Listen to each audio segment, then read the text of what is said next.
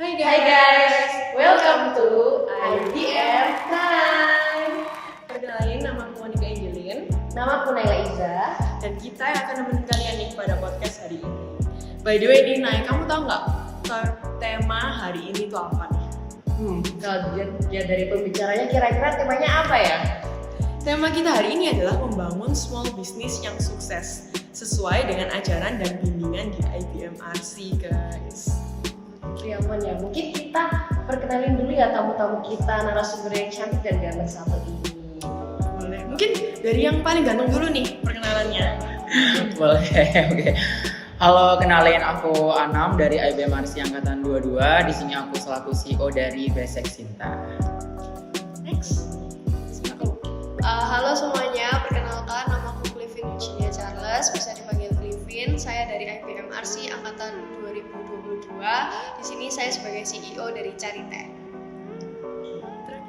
Oke, hai guys, ini aku Grace Milenia, kalian boleh panggil aku Grace. Ini aku sebagai CEO dari Logo Affiliate. Aku anak IBM RC Angkatan 2021. Waduh, gila ya, Nay. Keren banget nih.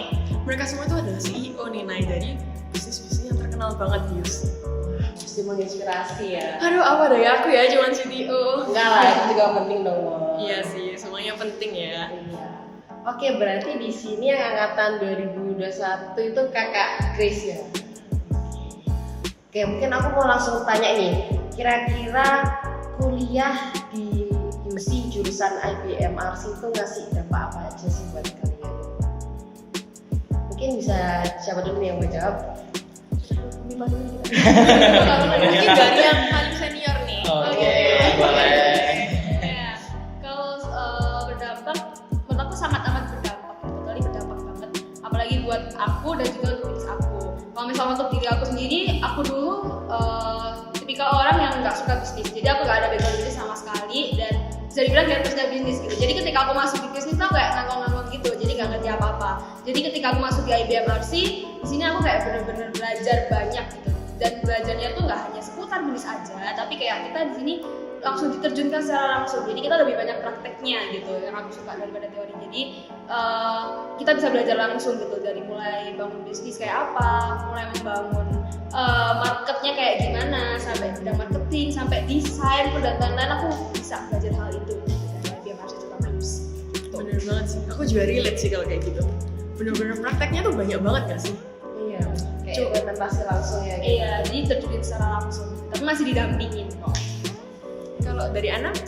Oke, kalau dari aku sendiri sih di IBM RC ini aku belajar banyak banget dan itu unexpected banget gitu loh. Kan dari awal aku masuk ke jurusan Business Management ini, aku nggak nyangka juga kalau di sini tuh benar-benar di semester 1 yang kalau kita kenal dengan mata kuliah EES di situ, mungkin itu kita lebih mencari ke opportunity kita, gimana caranya kita bisa memberikan dampak untuk masyarakat sekitar dalam berupa project bisnis kayak gitu yang aku alami di semester 1. Nah, di situ aku mulai brainstorming banget kan, dan aku bingung. Sementara pikiranku masih sekecil ini gitu kan, masih kecil banget pikiranku kayak apa ya, aku mau ciptain apa ya, mau bikin ini tapi udah ada yang jual, aku mau bikin ini tapi udah ada yang jual. Jadi aku itu agak mempersempit pemikiranku lagi, maksudnya dalam pengetahuanku lagi, dalam artian aku akan membuat suatu hal yang baru yang belum pernah ada di Universitas Ciputra kayak gitu.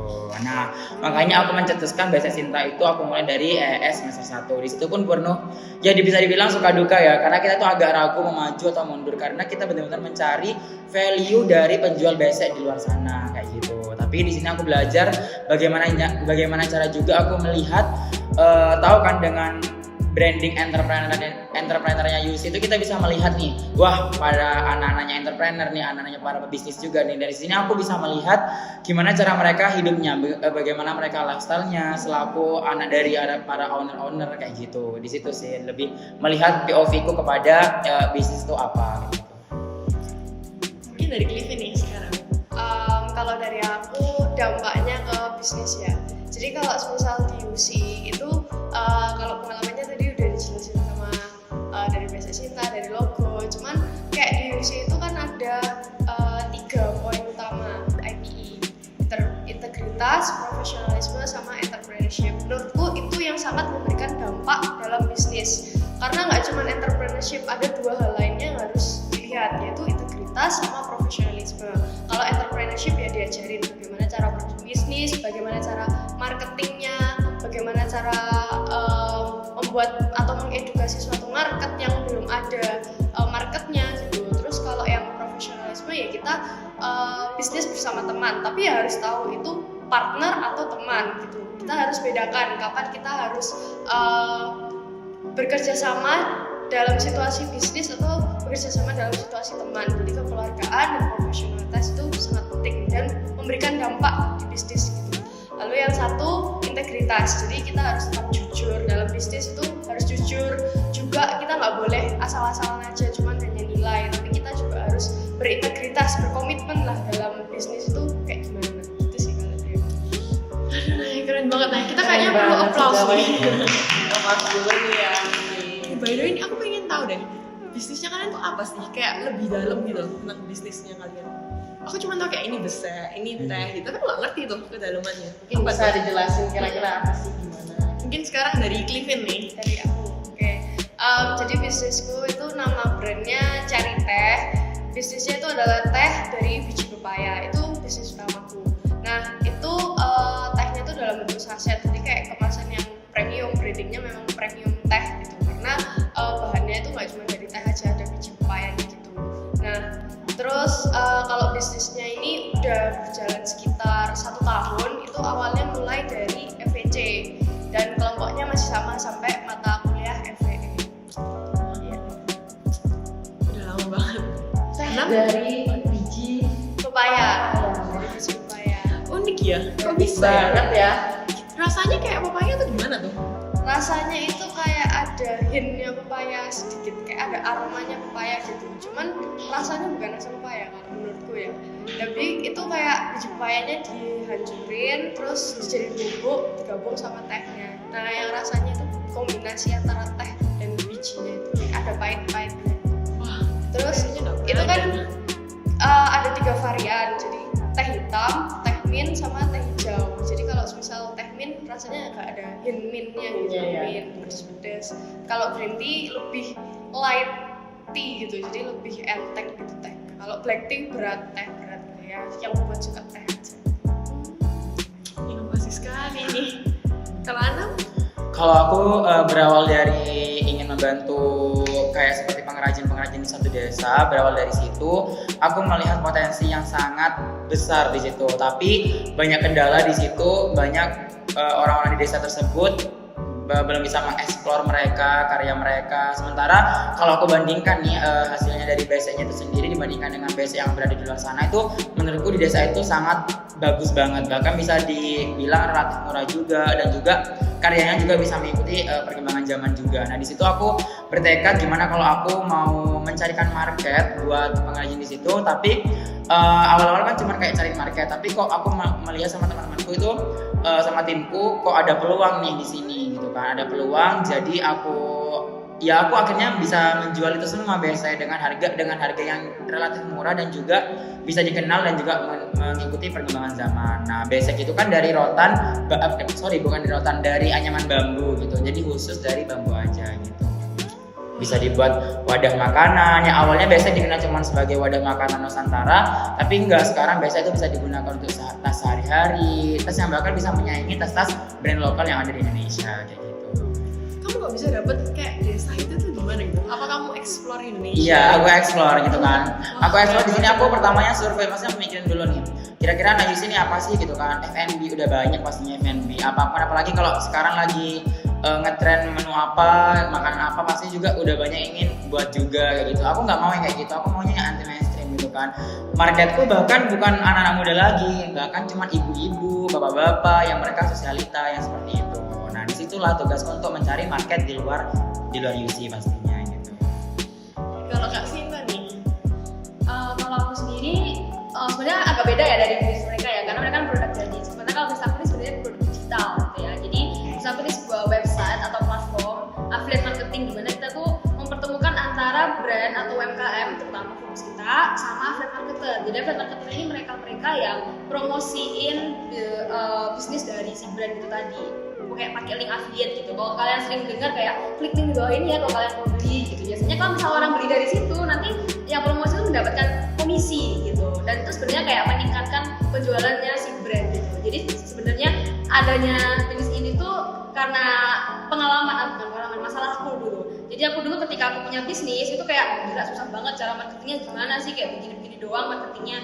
Buat masuk ke arah digital marketing itu sangat amat susah gitu. Dan ketika aku explore dunia digital marketing ternyata banyak hal yang menarik, dan salah satu yang menariknya yaitu affiliate marketing. Dan itu pada saat aku SMA, aku juga kayak ngerasa aku tuh suka gitu kayak spill barang. Kayak pernah nggak sih kan ditanya, kamu beli di mana nih kok bagus? Sering banget ya Kayak gitu kan, cewek-cewek itu ya. cewek-cewek kan suka spill gitu kan di story. Aku beli di sini guys, yang feeling ini kayak gitu-gitu. Jadi aku dulu kayak suka kayak gitu, dan aku merasa kayak itu juga bisa menguntungkan sebenarnya. Bagaimana kalau misalnya dari dua masalah itu aku buat menjadi sebuah bisnis gitu. Jadi di sini apa ya, sebagai platform untuk mempertemukan mereka berdua kayak gitu sih. Waduh, menarik sekali, nggak ada IT-nya dikit nih, Nay. Ini sih OTW startup ya. Iya. Wah, keren-keren banget ini dari bisnis food and beverage ya, yang teh dari biji paya, terus juga ada bisnis Sinta sama bisnis jasa affiliate marketing. Oke, mungkin bisa diceritain lagi nggak Kak, kayak awal mulanya terbentuknya tuh dari apa sih, kayak lebih spesifik kenapa memilih bisnis ini tuh kenapa? Mungkin dari Kak Grace dulu sekarang. Oh, dari aku ya, oke. Awal mula terbentuknya ya, sebenarnya dulu nggak ada pernah kepikiran ya buat bisnis produk digital gitu, karena sebenarnya kalau kalian lihat mayoritas anak bisnis itu pasti produk kayak produk gitu, kayak kreatif tadi apa tadi yang basic itu tadi, kayak unik-unik lah produknya gitu, jarang ada yang mau produk digital gitu. Tapi ketika aku bertemu tim aku itu kayak kita diskusi terus kayak mengajukan beberapa ide, aku lihat arahnya ke produk digital ya gitu. Jadi sebenarnya aku ada minat ke produk digital, tapi kayak waktu itu nggak berani aja. Tapi puji Tuhannya aku kayak ketemu seorang tim yang dimana mereka sama-sama pengen ke arah produk digital gitu. Terus setelah itu ada salah satu temen aku yang mengajukan ide bisnis ini sebenarnya. Terus jadi ide bisnis ini tuh karena cecenya atau kakaknya itu dia ada kerja di bidang affiliate marketing gitu. Dan setelah dia jelasin terus aku research lebih lanjut, terus kayak itu relate juga sama masalah yang kayak aku alamin yang tadi itu. Jadi dari situ kayak oke, kita mulai sepakat bahwa kita mau bisnis ini gitu. Dari awal memang kayak ini kayaknya menarik sih, ada peluangnya, kita cek dari segala sisi kayak gitu sih awalnya. Berarti udah dari tahun 22 harusnya ya, 2022 ya. 2022. Kalau Anam gimana nih? Kalau aku terbentuknya timku itu berawal dari kelas CS tadi yang aku ceritain. Di situ aku bertemu sama temanku, tiba-tiba disuruh bikin project sama dosen di IAS itu. Ketemu di situlah aku ya nyambung juga, untungnya juga sefrekuensi juga, sepemikiran. Itu kan tambah jadi poin plus gitu kan bagi kita yang satu tim di situ. Tapi kan kita harus berpecah tim lagi karena di satu tim IAS itu bukan hanya dari prodiku aja gitu kan, bukan dari IBM aja. Jadi karena harus lanjut ke FEC gitu, jadi kayak harus dari pure IBM. Di situ kita oprek lagi nih, oprek buat tim-tim yang lainnya, ada di CTO, ada di CFO dan lain. Sampai sekarang kayak gitu, berawal dari IAS. Wah, berarti udah 1 tahunan ya. Betul, satu tahun setengah. Kalau kamu gimana, Clay? Kalau cerita itu ya sama, cuman nggak dari ES. Awalnya tuh dari FVC waktu yang pembentukan kelompok itu. Nah, ya kayak anak-anak yang lain nggak tahu mau bikin apa, awalnya bisnisnya mau ngapain gitu. Terus akhirnya kayak untungnya pas yang FVC bulan pertama itu kan masih kayak kita masih diperbolehkan cari ide bisnis tuh. Jadi kita kayak mentoring sama dosen, Pak, kita konsultasi jualan ini gimana ya Pak. Kita soalnya dosennya itu jualannya waktu itu keripik gecot, kayak unik kan, unik kali gecot kayak ya apa rasanya gitu loh. Terus kayak terinspirasi dari dosen itu, jadi kayak mau bikin yang aneh gitu loh, yang nggak ada, yang belum ada. Terus akhirnya kayak waktu itu sempet bakso kodok, apa siomay kodok, apalah itu udah konsultasiin dulu. Bener-bener cari value banget.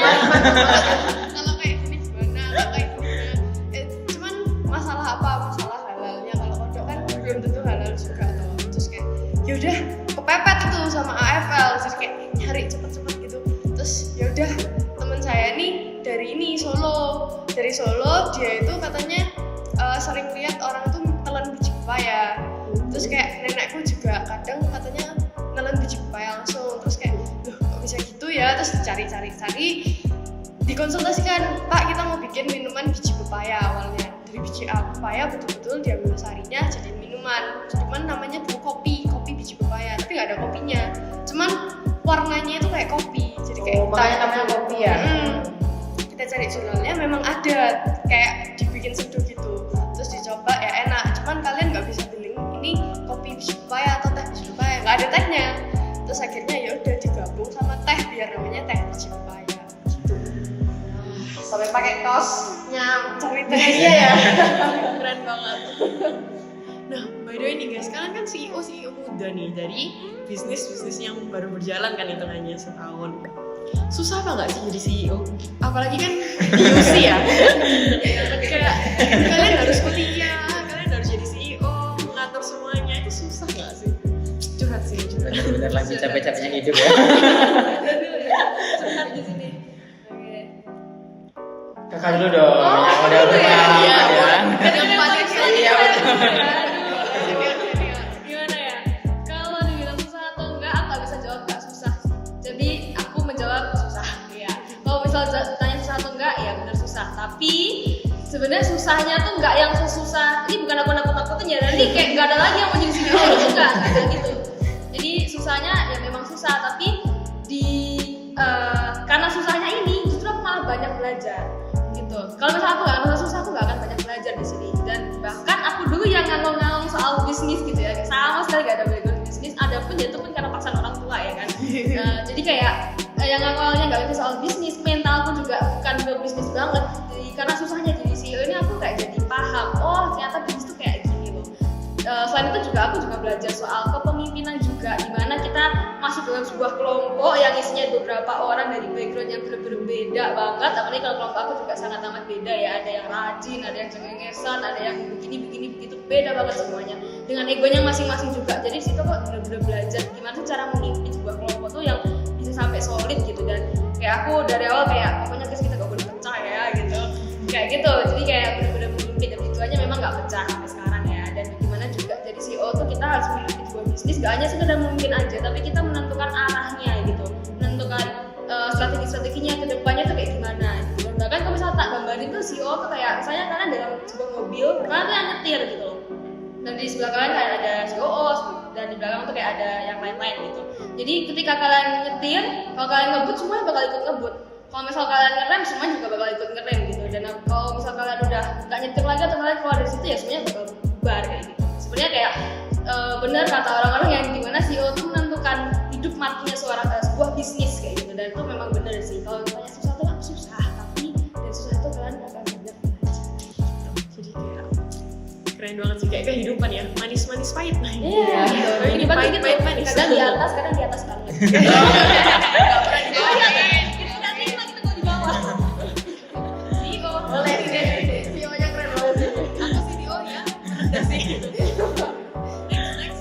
Oke, kalau aku sih, kalau bagiku yang sekarang ya, selaku CEO dari BC Sinta ini aku bilang gampang. Kenapa? Karena di sini aku beropini gampang. Di sini aku merasa kayak ya supportnya dari teman-temanku yang CTO, yang CFO, yang COO dan juga ya itulah CMO gitu kan. Karena mereka itu nyambung sama aku gitu kan, jadi lebih enak buat ngarahin. Mungkin juga ada beberapa case yang mungkin kita harus debat dulu nih, harus kayak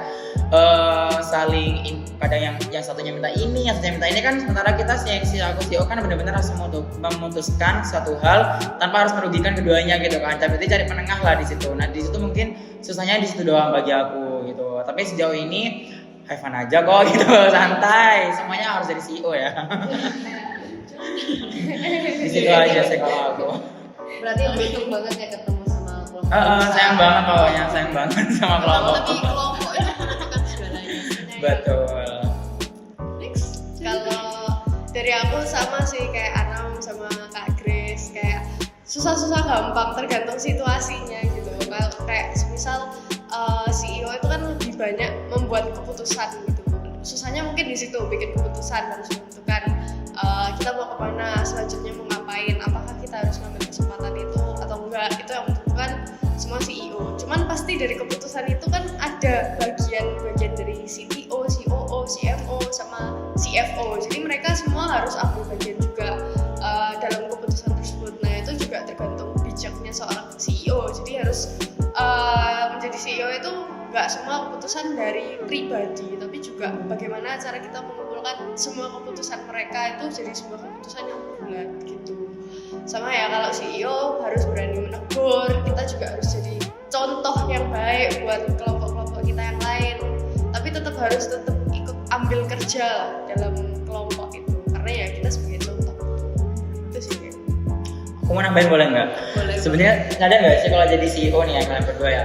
Ya mau nggak mau kita tuh harus lebih apa ya bahasa? Lebih harus nge-push banget gitu kan, dari segi keinginan, dari segi pokoknya kita tuh harus lebih daripada yang lainnya pastinya. Karena kenapa? Kalau kita semakin kita nge-push, mereka tuh ya kita yang bisa mendorong mereka gitu kan. Beda lagi kalau sama CEO-nya, mohon maaf ya bukannya gimana kan, masih leye-leye kayak gitu, nanti itu berdampak banget buat yang anak-anak yang lainnya, tim yang lainnya, itu nanti kayak bisa berdampak juga pada bisnis yang sedang dijalankan kayak gitu. Jadi emang aku jujur kayak bahasa Jawa itu kayak ngoyo banget gitu loh, kayak gitu kan pastinya ya, tapi kita juga harus mendengarkan aspirasi dari mereka gitu. Nah di situ sih beratnya sebagai CEO.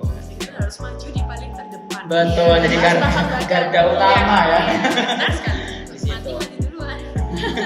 Salah duluan. CEO yang pasti. Ada apa? CEO-nya siapa ini? Lah, makanya CEO-nya siapa ini? Langsung gini. Itu kan By the way nih, kita ngomong-ngomong kayaknya mending sambil makan nih. Jam-jam krisis lapar kayaknya guys. Boleh banget. Ini tuh kita dapat snack dari Pico Treats nih guys. Ini adalah brownies tapi bentuknya lucu guys. Kayak creepy ya kalau boleh tahu nih. Dan rasanya sih katanya enak pol.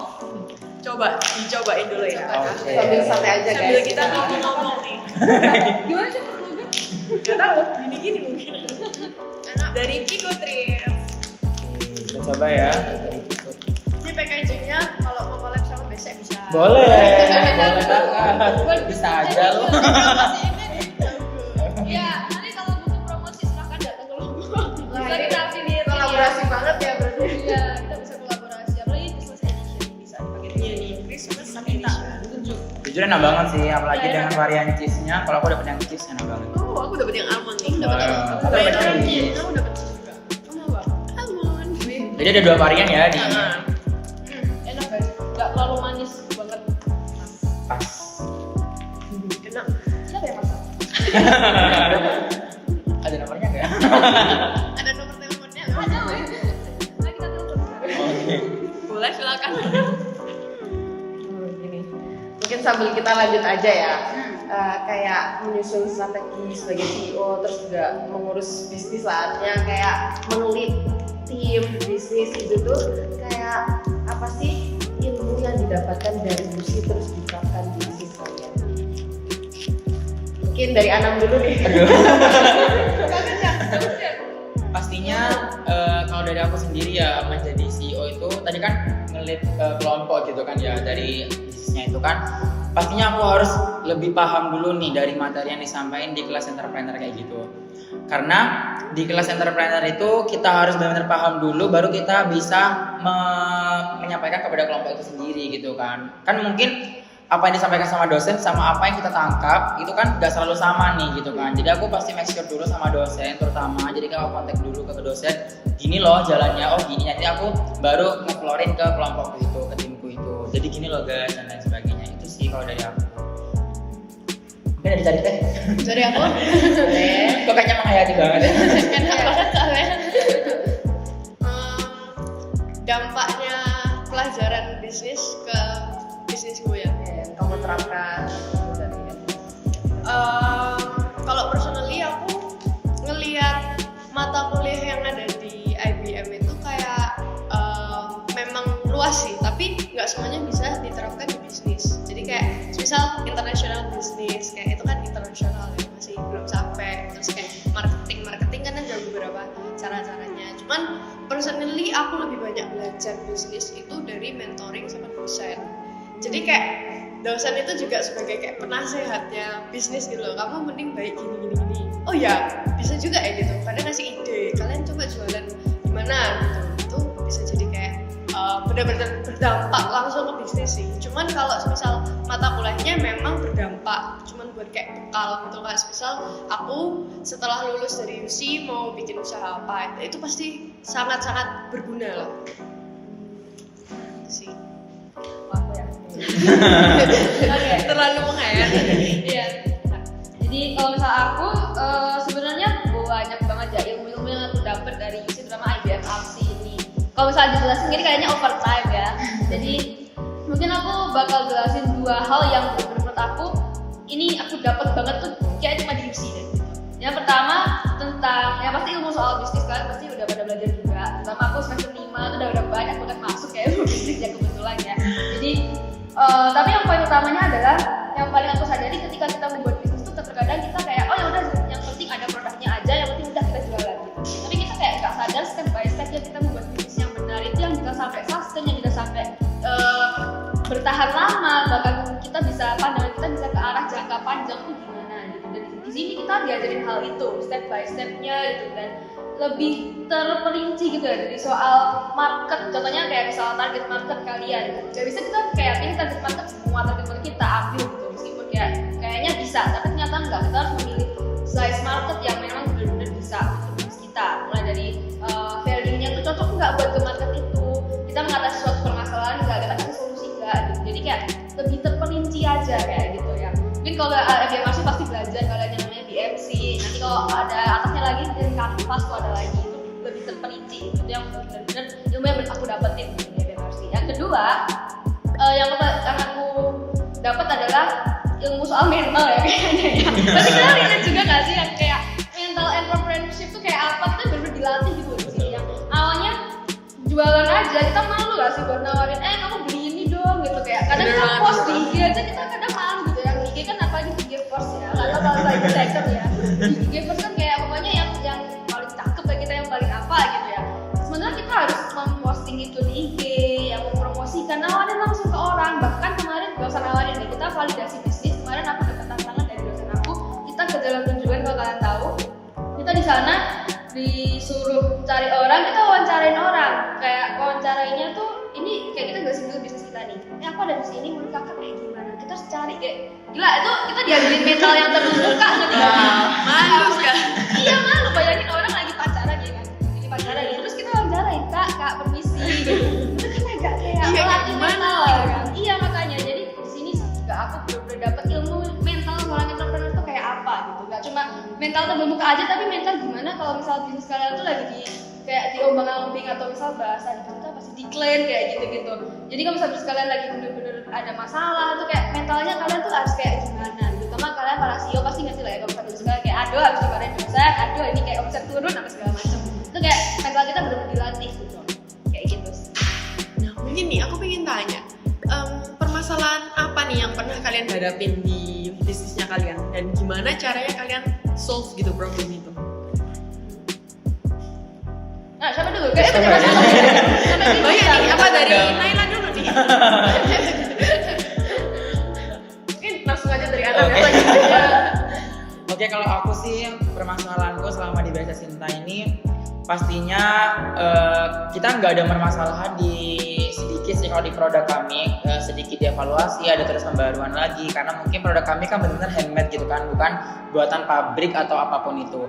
Nah jadi karena handmade, jadi kan nggak selalu sama gitu lah antara produk yang pertama kali dibuat sama produk yang kedua gitu. Nah jadi di situ tantangan kami. Jadi gimana caranya kita membuat, bagaimana caranya produk yang kita inginkan itu, yang dari berbagai produk kita tetap sama gitu kan, tetap sama seperti yang awal kita masukin di prototype dan lain sebagainya di situ. Nah tantangan menurutku lagi yang lebih besar itu ketika aku berhadapan dengan customer yang banyak itu bener-bener melatih mental, balik lagi nih ke mental.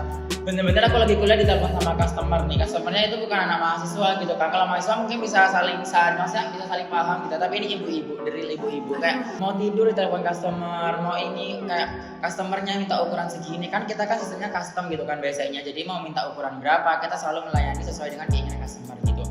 Nah, ya itu sih permasalahan kami ketika ada ketemu dengan customer yang ya rewel, tapi juga sering juga ketemu sama customer yang langsung iya gitu kan, tinggal kita ngarahin iya. Itu kayak surga banget buat kita, bener-bener surga banget. Nah, balik lagi kalau ke ibu-ibu yang kayak gitu kayak dalam hati kayak ini lanjut gak ya bisnisnya, kayak gitu masih kayak aduh ini lanjut gak ya bisnisnya, kayak ya tapi tetap dijalanin aja sampai akhirnya ya bisa gitu kan. Belum lagi nanti kalau nawar-nawar warna-warni, kayak dia belinya sampai 1000 pieces gitu kan. Kayak aku loh B2B kok harganya sama kayak ngecer gitu kan. Ya aku pengen bilang kayak aku cuma kayak iya dengan emot-emot tangannya kayak gini-gini gitu kan. Itu sampai jadi emot favorit gitu. Iya ibu maaf ya gitu-gitu. Pokoknya itu sih tantangan kami di BSC Cinta. Menghadapi customer ya dengan berbagai macam karakternya. Betul, makanya di doa aku selalu dapat customer yang gitu, yang baik gitu. Kalau Carita sih masalahnya paling ya sekitar supplier aja sih. Kemarin kan kita mau bikin saset hampir kayak 10 pieces gitu toh. Cuman kan di Pepaya kita terbatas, kita ngambilnya dari Indomaret, kita minta simpenin dan itu kan kayak sedikit banget. Terus kan habis itu jadi akhirnya kita ya harus beli gitu, mau kita beli di suppliernya yang memang ada biji pepayanya gitu dan udah keringan. Jadi kita kayak packing buahnya sampai hampir, tapi nggak sampai target 1000 sih, hampir kayak 700-an paling gitu, 700 saset. Terus mungkin kayak edukasi market sih, kayak ya kayak anak gitu jalan biasa dimarahin customer, ditanyain ini manfaatnya buat apa loh, saya mending nelen biji pepaya dong daripada kayak gitu-gitu Ada aja ya. kayak gitu-gitulah ya, masalah bersama dengan customer, bersama dengan supplier gitu-gitu. Terus cara ngatasnya gimana, kayak misalkan supaya sama customer tadi? Kalau cara ngatasinnya ya yang tadi, kalau masalah supplier kan udah tahu sasetnya banyak, mau bikin banyak saset ya kita harus beli dari jauh-jauh hari. Dan itu kayak kemarin tuh belinya kayak mepet banget, kita nagih ayo kirim cepet gitu. Nggak bisa gitu ya?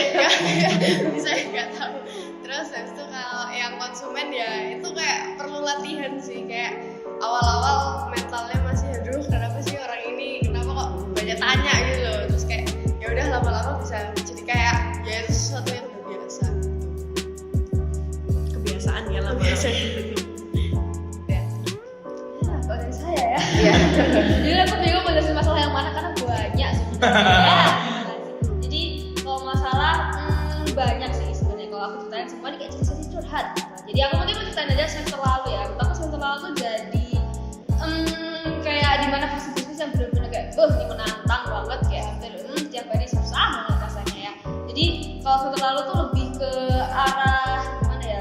Bisa dibilang mental, bisa dibilang di platform aku juga gitu ya. Karena kalau misalnya platform aku sebenarnya udah jadi, tapi usahanya kita adalah kita membangun awareness-nya sama kepercayaan customer ke kita gitu. Apalagi kan ini kan modern digital gitu, dimana kita kayak benar-benar perlu sabar gitu ya. Beda kalau kayak produk-produk itu kayak produk digital tuh pasti jauh lebih sabar gitu. Jauh lebih sabar gitu. Jadi mungkin permasalahannya kayak kalau yang saat kemarin itu kita ngerasa kok ini bisnisnya kayak susah banget ya buat jalan ya, kita buat cari klien tuh susah banget buat apalagi after marketing ya, sistem kita revenue kita tuh cost per sales gitu ya. Jadi cost per sales tuh kayak produknya terjual gitu, buat ke arah produk terjual tuh kayak susah banget gitu rasanya ya. Tapi pada saat itu kayak kita mikir dengan berbagai cara, dan pada saat itu jujur semua cara kita kan trial dan error, ternyata banyak errornya. Gitu ya. Jadi semester lalu tuh kayak gitu, karena kita banyak errornya gitu. Dan jujur aja dimana ketika semester lalu kita semester 4 ya, berarti apa itu ya itu EI kayaknya ya, aku lupa. Dimana semua udah pada dapat omset sekian, bisa pada tuh belum ada belas gitu ya. Dimana kayak kita udah bener pesimis, udah hampir bubar itu, udah hampir puput tuh kayak pesimis, terus hampir puput, terus kayak udah nggak tahu arah kemana lagi gitu ya. Tapi pada saat itu kayak aku mikir lebih ke solusinya sekalian ya. Mikir kayaknya kayak kita udah sejauh ini kayak udah dapat berbagai penghargaan apa segala macem, dan kayak kalau lihat potensi marketnya sebenarnya besar, tapi kayak misal kita tuh kurang konsisten aja sebenarnya, kurang berjual dikit lagi gitu loh. Jadi di situ kayak mungkin setelah kita mikir sampai akhirnya kita ya udah deh guys, kita coba aja lagi gitu, sampai akhirnya kebetulan sekarang masih sunset dan Berjuang menjadi CEO. Mungkin masalah yang dipunyai berbeda-beda gitu ya, tapi so far gini kalian mampu lah mengatasi itu dengan kerja. Keren banget sih. Udah ngomongin masalah nih, dari tadi kita ngomongin pusing-pusing masalah terus. Mungkin aku mau tanya nih, kira-kira dari masing-masing bisnis, dari Carita, BSC Cinta, atau Logo, achievement terbesar apa sih yang pernah kalian capai? Mungkin dari Kak Grace. ya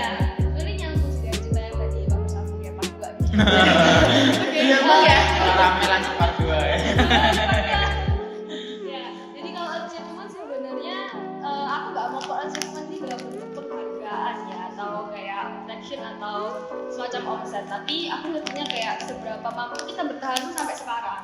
Jadi mungkin aku kayak bisa bilang aku bangga banget sama tim aku yang kayak udah berdarah-darah mati-matian mau bertahan sampai sekarang, bahkan bisa sampai sustain sampai sekarang kayak gitu. Dan di mana susahnya di sini, repotnya di sini, padatnya juga kita kerja dan kerja kita gitu ya. Dan dari semua masalah yang tadi tuh kayak sampai kita mengambil beberapa effort yang menurutku kayak juga dulu gitu loh. Sampai kita pernah satu effort yang paling kita lakukan tuh kita ke tempat kompetitor kita jadi spy. You know spy, kita ke tempat kompetitor kita kayak pura-pura jadi spy gitu kayak ada apa sih? Apa boleh gitu. Dunia bisnis dan memang ketahuan kan boleh gitu sih ya teman. Jadi kayak gitu. Jadi kita datang ke tempat kompetitor kita kayak ya pura-pura aja ngikut kelasnya, ngikut programnya. Jadi kita lihat apa sih di sini yang kayak menarik yang bisa kita ambil buat bisnis kita. Gitu. Dan puji Tuhan kita dapat beberapa hal yang kita bisa terapin di bisnis kita. Dan puji Tuhan sampai sekarang ya akhirnya kita setelah banyak mencoba gitu, kita banyak keluar dari zona nyaman kita yang kapan hari itu kita sampai bener-bener down, bener-bener kayak mau bubar mau puput yang itu tadi. Kita akhirnya kayak keluar dari zona nyaman kita, sampai kita juga kemarin ada kesempatan buat lomba juga ke Bali, itu yang bener-bener menurut aku jadi memorable banget buat tim aku, apalagi aku ya, karena aku belum pernah guys sama sekali ke Bali seumur hidup. Dan itu aku ke Bali itu cuma lomba ya kan, gitu. Dan situ puji Tuhan kita dapat banyak ilmu gitu loh, kita dapat banyak ilmu dari sana, kita dapat pengalaman dari sana, kita juga banyak hal-hal yang kita dapat buat kita terapin buat bisnis kayak gitu. Dan puji Tuhan kemarin juga Tuhan kasih kesempatan buat menang juga, ya lumayan lah ya uangnya untuk spill uangnya. gak usah di spill ya. Intinya kemarin kita menang tuh dapet TV itu 5 gitu loh. Dapet Jadi, TV? iya dapet TV. Banyak Achievement banget, keren banget. awalnya kemana ya, tapi kayak Tuhan gitu. Yang awalnya kita kayak susah banget, aduh dananya ini kan kurang ya, buat daftar kan lumayan juga ya dananya ya. Dana marketing juga kurang, butuh juga kayak kita dapet dana dari sana gitu. Jadi intinya achievement utama kita adalah kita mampu keluar dari zona nyaman dan bertahan sampai sekarang. Merinding nih dengarnya. Sangat insightful ya. Kayak bukan Senior banget nih. Iya, achievementnya nggak dinilai dari nilai atau uang, tapi dari keberlangsungan bisnisnya ini, keberjanya. Anam gimana? Kalau aku sendiri sih dari Besa Sinta ini achievementnya itu dari mata kuliah ES dulu awalnya dapat, aku lupa kategori apa, kalau nggak salah Best Innovation atau apa gitu loh. Nah di situ karena aku dapat achievement itu aku lagi jadi semakin semangat gitu kan. Oke, ini berpotensi, ini diterusin, jadi diterusin sampai FPC semester 2 dan alhamdulillahnya di situ juga dapat achievement lagi, dapat dari best apa ya, pokoknya dari kreatif industri, dari bidang kreatif. Pokoknya aku lupa gitu kan. Nah untuk yang menurutku lebih achievement lagi itu Banyak banget ya. ketika aku bisa dapat kepercayaan customer gitu kan. Maksudnya aku sampai bisa bekerja sama dengan perusahaan-perusahaan yang juga juga udah terkenal gitu kan. Jadi basicku itu bisa masuk di situ, entah jadi tas ataupun jadi packagingnya dari produknya perusahaan tersebut. Nah kemudian dapat kesempatan lagi itu dari SEH yang School of Entrepreneurship and Humanism itu benar-benar aku paling bersyukur banget ya sama si Sebelah ini, sama Sarita ini, kita diberi kesempatan untuk ke Jakarta buat exhibition di situ.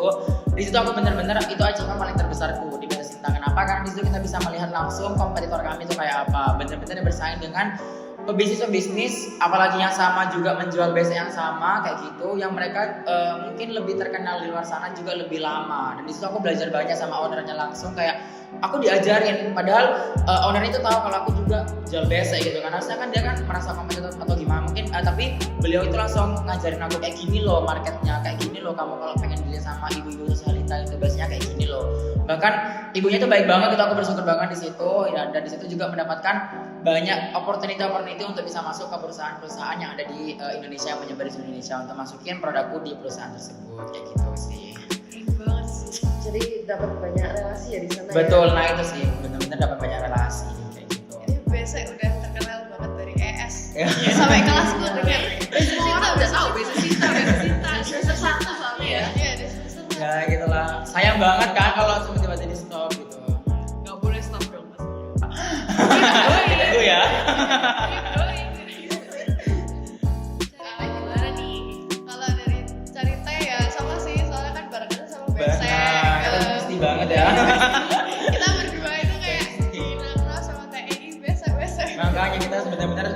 handuknya. Dan aku tahu banget ya ini waktu dia tuh memasarkan produknya ke orang-orang di sana. Ya emang ada yang responnya bagus gitu kan. Ada juga yang kayak ngeselin gitu. Lah buat apa kayak gini? Ini lo aneh apa kayak gitu. Pernah produkku juga dihujat gitu kan. Ini apa? Ini bisa tahan air gak tahan api gak? Maksudnya bisa ya. Kayak aku tuh kayak tapi aku nggak boleh menyerah kan, itu kan aku belajar oh ini loh real customer tuh kayak gini, real orang-orang kayak gini, persis banget sama yang cerita yang alamin gitu, sampai kita saling menguatkan ya di sana ya. Gimana caranya kita harus bisa bertahan ya. Kayak aku lihat orangnya itu juga kayak aku juga ikutan kesel. Makanya kesel kan ya, ya udahlah. Ikut-ikut gitu. Bener-bener lagi capek-capek hidup gitu semuanya. Bertahan di Jakarta. Ini kenapa sih orang ini? Ya makanya kayak Juga ikut Jakarta guys. Jakarta keras bener Jakarta Jakarta keras. minimal beli lah ya. Kalau cuma nanya doang mending aku pindah gitu. Netizen. Iya sih itu sih kalau dari cerita sama TNI, Nakraf, terus kayak bagaimana perjuangannya dulu cerita kayak pas FVC kayak ayo bisa terus akhirnya kayak FVE udah kayak mulai membuahkan hasil gitu, banyak yang udah tahu gitu. Soalnya kan kayak dulu tuh FVC tuh juga kayak masih ganti-ganti brand, ganti-ganti produk. Dulu namanya bukan cari teh kayak Carika, papaya, ganti-ganti kayak sebulan ada ganti berapa kali gitu. Terus kayak ya udah itu sih achievement-nya. Terus kayak bagaimana satu tim masih tetap solid, ya semoga tetap solid juga selanjutnya. Kemarin di Jakarta itu sempat aku lihat bisnisnya Carteh itu foto sama Pak Sandiaga Uno ya? Ya, jadi itu kayak ceritanya tuh sebetulnya udah lewat Pak Sandinya itu, cuman kita kejar cuman buat ngasihin sasetnya ini Pak ayo foto gitu. Ayo foto nih kasih terus Kita pernah foto sama Sandiaga nih. terus keren banget Pak ayo Pak ini kita jumpa ngelas dari Surabaya Pak dari Surabaya gitu. Terus akhirnya dia sama dia terus jadi ayo foto gitu padahal kebalik gitu. Gak apa-apa lah ya Gak apa-apa deh. Ya pengalaman baru, banyak belajar juga dari customernya itu kita belajar cuma nggak kayak yang diprotes gitu, kayak mereka juga ngajarin oh ini produknya gini kalian bagus kalau gini gitu. Itu kita bisa dapat feedback secara langsung Iya. gitu. Oh iya ibu, oh iya bapak, gitu. Bisa langsung kita terapin di nextnya. Mungkin kalau sekarang yang pengen tanya tentang lebih ke strategi bisnis yang ada di UC kan banyak banget ya yang diajarin. Banyak banget ya. Apa sih yang paling worth it buat bisnisnya kalian gitu? Strateginya Cara kalian strategi apa yang paling worth it yang diajarin UC buat kalian? Paling efektif, Paling efektif. kalian. Filipin. Kalau dari aku menurutku sejauh ini yang paling efektif itu ya strategi branding sih. Harus bagaimana cara kita kayak nge-branding dulu produknya, ini produknya tentang apa yang kita jual, terus value apa yang ingin kita berikan, itu yang paling efektif menurutku. Soalnya dengan strategi branding tersebut banyak orang yang tahu dengan produknya kita, jadi kayak ningkatin awareness-nya loh. Oh ya ini produk ini tahu aku udah pernah denger. Lebih ke arah gitu ya. Kalau Anam nih, Kalau aku kan emang industri kreatif ya, kan barangnya itu benar-benar bisa digunakan kayak gitu. Nah, kalau dari aku sendiri sih strategi yang paling yang paling efektif selain aku memasarkan di beberapa hotel untuk menggunakan produk kami, di beberapa perusahaan-perusahaan kayak yang ada batiknya, ada fashionnya, ada fancy-nya, itu juga aku lebih ke kita selaku pemilik bisnisnya itu juga bisa mencontohkan bahwa ini loh produk kita gitu kan. Jadi aku sehari-hari itu bisa menggunakan produk itu gitu kan. Apapun untuk masukin, sampai aku punya ide bahkan besok itu mau collab sama perhiasan, bayangin gitu kan. Itu ide dari dosen sih. Mau di kolaborasi sama parfum kayak gitu. Pokoknya yang di luar nalar gitu ada di luar kayak gitu itu lebih membuat orang challenging kan. Oh ini lucu banget nih, nggak pernah ada kayak gini di situ. Jadi kayak aku buat tas, habis itu lebih ke tas belanja, aku menggunakan tas fashion juga. Itu kita dibagi ke tim, ini kamu harus pakai ini, biar ada orang yang melirik, terus kemudian orang itu mau nanya gitu, ini beli di mana? Kalau ada yang nanya beli, langsung aja jawab belinya di Beza Cinta kayak gitu. Itu sih menurutku yang paling efektif. Kalau ya. Oke, kalau aku karena aku produk digital, jadi mungkin strategi yang ada dua sih, strategi yang pertama yang bener-bener bernama banget buat bisnis aku, yang bener-bener harus aku terapkan di bisnis aku. Yang pertama itu research gitu ya. Jadi kayak research itu kenapa menjadi strategi utama, karena kita di dunia digital marketing itu kan luas banget dan sangat amat cepet gitu, kayak lari kita kejar-kejaran namanya digital marketing sebenarnya ya, kalau kalian tahu. Jadi kita harus tahu tren-trennya, kita harus tahu apa sih yang terjadi di dunia startup lainnya, nah, kayak bidang platform kayak gitu. Terus kita juga harus tahu kondisi market kita tuh kayak gimana kan, soalnya behavior market kan terus berubah-ubah, cepat banget berubah. Jadi itu kayak kita harus riset dan juga harus kayak gercep gitu istilahnya.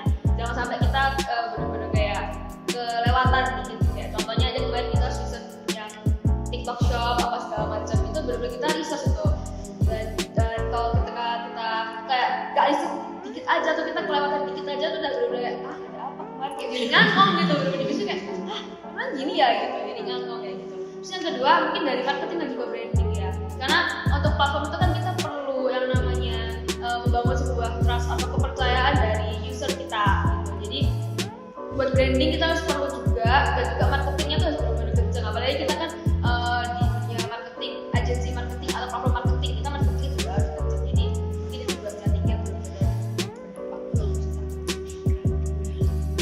Mungkin aku mau nambahin ya, aku lupa cerita. Jadi kayak di Inacraft itu kan yang di Jakarta Expo yang pertama, Inacraft itu aku sama teman-teman itu udah mau rencana kayak bawa tester, strategi tester gitulah, biar orang nyobain, tahu rasanya terus beli gitu. Cuman kayak nggak boleh, ternyata nggak boleh bawa tester, jadi kita kayak nggak berani gitu loh bawa tester. Soalnya Inacraft itu kan pameran yang buat industri kreatif gitu, jadi kayak tas, baju, apalah perhiasan gitu. Jadi nggak ada makanan minuman. Kita cuma satu-satunya yang minuman, sama punyanya kakak tingkat itu satu juga minuman. Terus kayak nggak berani lah, takut ditegur apa kan, bukan dari Jakarta juga ya, dari luar gitu. Terus akhirnya yang di TEI itu ada makanan, terus kayak kita udah berani, ya udah kita bawa aja tester, kita bawa tester sebanyak-banyaknya, bagi-bagiin orang sebanyak-banyaknya. Terus kayak itu ya ternyata lebih efektif lagi, lebih kayak kena, oh ya ini rasanya enak ya dibeli gitu. Jadi kayak tips sih buat kayak bisnis F&B, kasih testernya gitu, sedikit apapun mereka pasti coba. Terus kalau mereka cocok pasti langsung lah trustnya mereka ke produk itu kayak langsung, oh ya enak ini, bisa dicobain. Survei langsung ya, Iya. jadi bisa ngerasain langsung. Nah, mungkin terakhir nih ya, kalian bisa promosi nih bisnis-bisnis kalian ke mereka semua. Dari tadi bisnis kayak gimana sih mereka ini? Tunjukin guys. Tunjukkan bisnisnya kalian. Akhirnya promosi juga gitu. Iya, sekalian guys.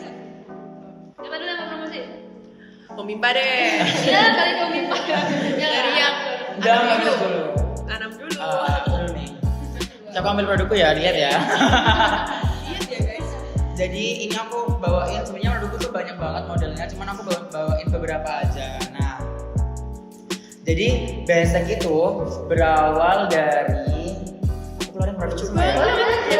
Nah, jadi basic itu berawal dari ini loh, yang kalau orang-orang dulu pakai itu cuman sebagai wadahnya tape kayak gitu. Nah ini, jadi ketika kita mau beli makanan pada zaman dulu itu di wadahnya kayak gini, masih belum ada tuh styrofoam, belum ada ini, kertas minyak juga belum ada kayak gitu. Jadi orang pakai kayak gini gitu kan, juga lebih bagus. Nah di sini kita tuh pengen mengembalikan era itu, tapi bukan dengan yang kayak gini lagi, tapi lebih modern lagi nih. Contohnya kayak gini, ini tuh bisa dibuat bentuk wadahnya telur kayak gini. Nah kemarin tuh kita juga dapat orderan banyak banget kayak gini, sekitar 100 pieces untuk ada bagi-bagi souvenir gitu kan, ada orang yang kasih ke kita kayak gitu. Nah kemudian kita kembangin lagi nih dengan yang modern tuh kayak gini. Ini tuh merupakan tas dari daun pandan yang itu dirajut, pandannya asli dari hutan. Nah ini kan mengikuti zaman banget kan, apalagi kalau kita mau kuliah, aku nggak malu kok bawa ini gitu kan, nggak malu banget. Nah itu kan dengan kita sistemnya itu bisa custom juga, jadi ini pesanan yang mereka tuh mau ukuran berapa, mau warnanya apa gitu, jadi tergantung dari customer kayak gitu. Jadi buat teman-teman di sini yang kepo dengan Basic Sinta dan mau pesan atau membeli produk kami, bisa langsung aja ke Instagram kita @basicsinta. Lanjut, aku masukin lagi ya jalanku ya. Dong yang tadi ini. Boleh. Lucu banget. Iya itu cute banget. Ini so cute. lucu guys. Halus banget loh. Iya, benar. Kita review deh sih. Lanjut nih. Lanjut ke cari teh. Oke, jadi produkku ini ada teh, tapi bentuknya saset. Jadi ini kayak teh premium gitu. Nah, buat rasanya itu ada 3, ada black tea, mint tea, sama green tea. Kalau misal mau teh yang buat ngeteh enak banget, itu teh hitam. Rasanya kayak teh. Cuman yang kalau misal mau ada hint pedes-pedesnya itu teh mint. Terus kalau misal mau yang nggak suka teh, mau yang enteng-enteng aja itu bisa rasa green tea. Tapi kita nggak cuma jual dalam bentuk saset, kita biasanya juga jual dalam bentuk gelasan. Jadi kita kombinasikan dengan sirup leci, jadi kayak leci tea, terus kayak blue moon tea, itu kayak digabung sama sirup blue citrus sama dikasih soda, jadi kayak seger banget gitu. Jangan lupa cek IG-nya cariteh_id. Daripada teh biasa ya, nggak ada nutrisinya. Mending teh pepaya. Boleh? Nih, Segini nih. Gitu ya. Tunjukkan dong ke netizen. Lucu ya. Ini berarti tinggal buka terus tinggal seduh ya gitu tinggal ya? seduh, bisa 2 kali seduh. Oh, 2 kali seduh. 2 kali seduh? Isinya 1 aja tadi. Seisinya 1. Lucu banget teman-teman. Ini berarti dalamnya ini udah ada ekstra biji pepayanya ya? Udah. Itu kayak bentuk kantong teh gitu. Jadi tinggal celup. Simpel Kayak banget. buatnya kayak teh biasa. Ya kayak teh biasa. Nggak usah tuh telan-telan biji pepaya lagi. Bisa nggak? Apalagi kayak orang kayak saling ya, dia bisa minum obat nih. Bisa nggak? Ya, mungkin yang mau ngeteh boleh ya cobain sekali ya teh. Lagi musim hujan guys, enak kita. Iya, bener banget. Nih terakhir nih senior kita semua. Ya, jadi karena produk aku digital, jadi aku bawa HP di sini ya. Jadi kalau produk aku ini logo affiliate, kalian bisa cek. Tolong editor kasih QR di atas ya. Terima kasih. Oke, jadi kalian bisa akses di logoaffiliate.com atau kalian bisa cek IG-nya ke logoaffiliate_id gitu. Jadi kalau logo sendiri itu buat kalian mungkin yang punya bisnis gitu ya, kita bisa bantu marketing. Jadi di sini kita sistemnya itu komisi. Jadi kalau biasanya kalian kan harus keluarin budget marketing yang banyak, itu harus endorse, harus apa gitu. Tapi kalau di kita kalian hanya perlu komisi dan kita kayak memastikan soal penjualan gitu. Jadi kalian hanya mengeluarkan modal marketing itu ketika produk kalian itu terjual aja gitu. Jadi ketika produk kalian terjual, kalian tinggal kasih komisi kayak gitu simpelnya buat kalian yang punya bisnis. Buat kalian juga yang mungkin butuh cari kerja tambahan atau kayak side job kayak gitu-gitu, dapat tambahan, kan bisa juga join sebagai affiliate marketernya logo. Jadi di sini kalian tuh gampang banget kerjanya dan fleksibel banget. Karena kebanyakan affiliate marketer logo tuh juga anak kuliah, anak SMA kayak gitu yang dimana mereka cari side job gitu dan kerjanya gampang banget, kan bisa kerja di mana aja, kayak tinggal kalian share link kayak gitu-gitu atau enggak kalian share fotonya aja, kalian nggak perlu buat konten. Kalau mau buat konten ya silahkan sih sebenarnya ya, tidak melarang gitu. Kalian tinggal pasang fotonya aja atau kalian punya produknya mungkin kan tinggal spill di IG kalian. Biasanya cewek-cewek kan suka spill gitu kan tinggal taruh linknya aja. Kalau misal orang ada beli di kalian tuh kalian bakal dapat komisi. Jadi segampang itu caranya. Buat kalian juga kalau mungkin susah buat affiliate marketing, aku pengen sih kayak kerja jadi affiliate marketer kan susah. Di sini kita juga menyediakan edukasinya. Jadi kita kayak bener ajarin. Kalau mungkin di tempat lain edukasinya itu hanya sekedar ditontonin video atau enggak kayak sebuah modul atau bacaan gitu aja. Tapi kalau di kita bisa mentoring secara langsung kayak gitu. Jadi lebih kita perhatikan buat ngajarin kalian kayak gitu. Wah, keren banget. Modern sekali teman-teman. Jadi selain apa ya menampung para affiliate juga bisa mengedukasi Ya. cara marketing gimana. Ini berarti websitenya itu langsung bisa keluar semua jualan orang atau gimana ini Kak? Iya, Kita langsung lihat bisa. ini. Jadi di sini kita juga ada produknya juga. Nanti pembelian bisa langsung di website ini. Jadi kita websitenya tuh langsung di e-commerce juga. Ada beberapa produk anak UC juga yang udah masuk di kita. Kayak gitu. Mungkin cari tag bisa dimasukin di situ nanti. Oh, ya. Aku juga Iya, kayak gitu. Jadi kan kita langsung beli di sini. Biasanya Oke. gitu. Keren. Wah, kalau gitu udah gak kerasa banget sih Nay. Kita sudah di penghujung acara. Ya, Sebelumnya nih aku mau thank you banget ya buat kalian guys. Kalian udah mau ikut podcast hari ini. Dan sangat-sangat bangga nih mereka yang terkenal ini bisa mau diajak podcast bareng gitu ya. Ternyata mereka nggak sombong-sombong nih. Oh enggak dong.